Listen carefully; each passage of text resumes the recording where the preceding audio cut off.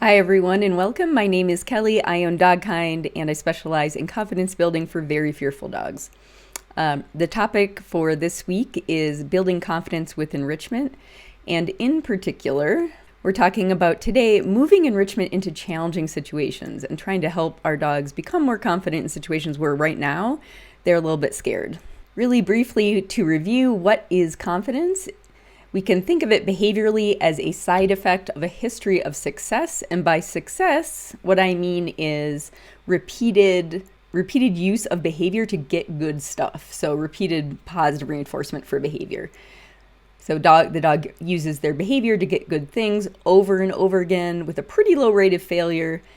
So very high rate of success. And in today's topic is in many contexts. We don't want our dogs just to be quote unquote confident like at home. We'd like them to be confident lots of places. So to put that more simply, we want to teach enrichment skills and make sure that they are successful. So the dog is getting good things, right? They can win the game, and hoping that as a result, they become what we might call more confident. And what that might look like is just using their skills to get good things rather than using their behavior to avoid or escape stuff they think is scary.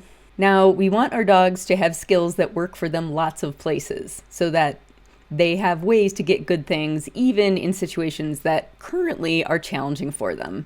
That means we want this cycle of trying an enrichment skill, getting good stuff, hopefully feeling good about it, repeat in lots of different situations. And you see our little corgi here over on the left.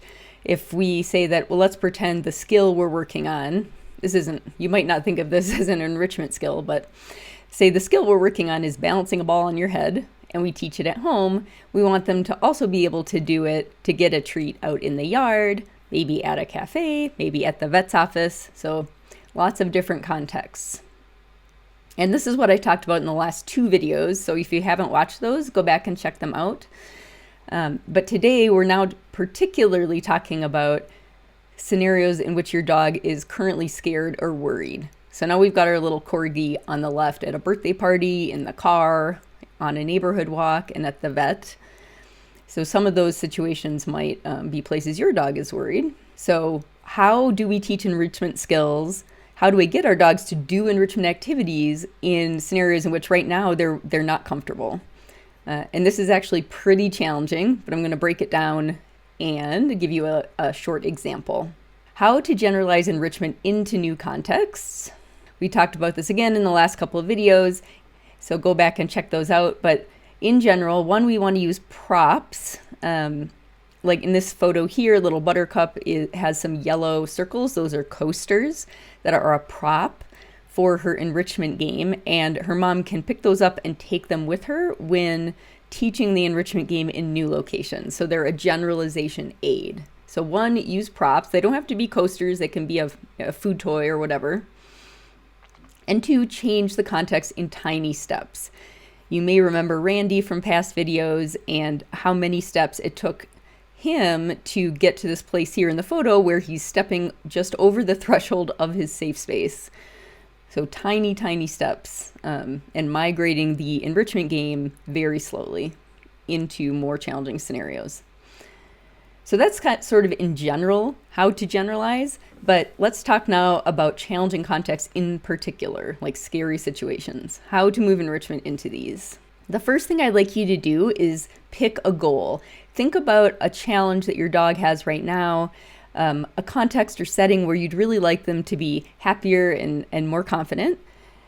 So think of what that is, and then, here's an example really quick. The example I'll talk through and show video of is one of my student dogs, Sky. Her challenge at the moment, or one of her challenges, is becoming comfortable getting into a large stroller like the one in the photo here, because this can become a mobile safe space.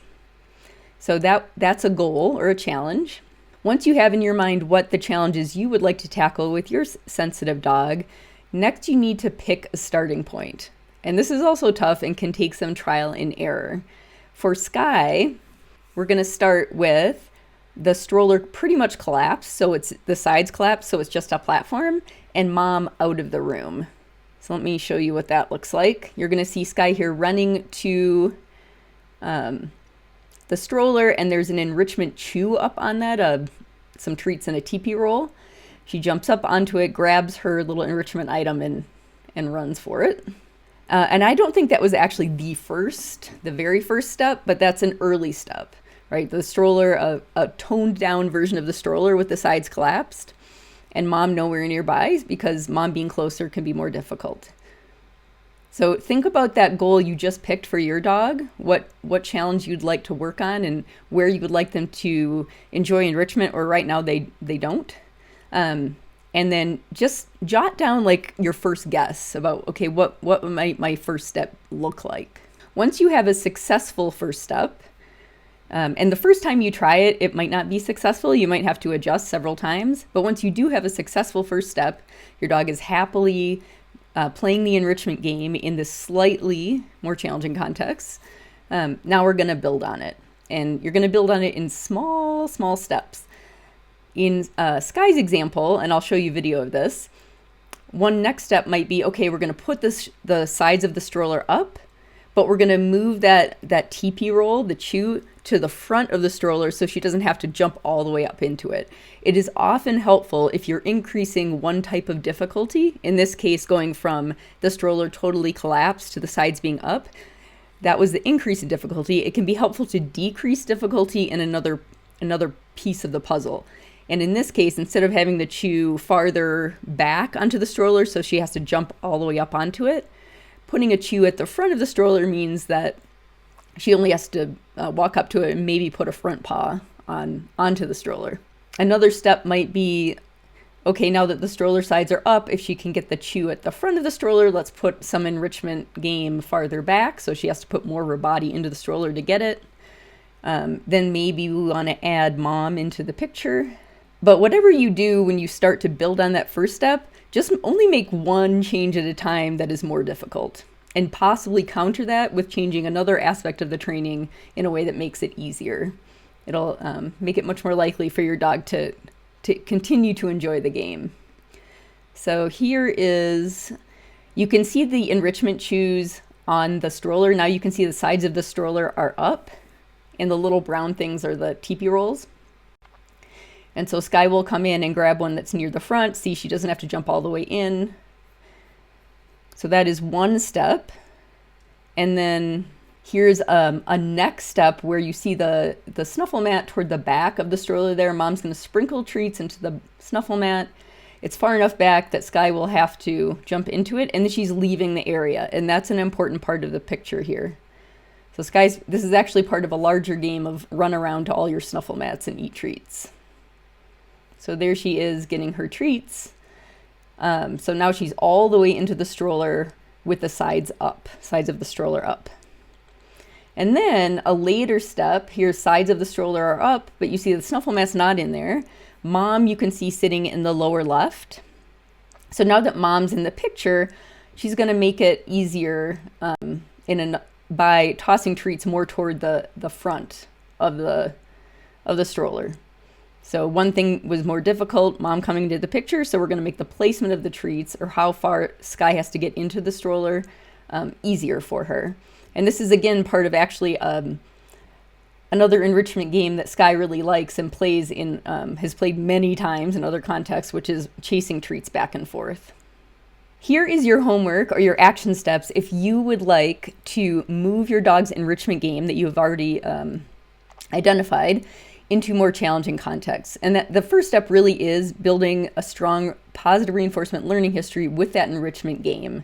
So if you've just identified what your dog loves, don't try to move it right away into a new situation or a new context.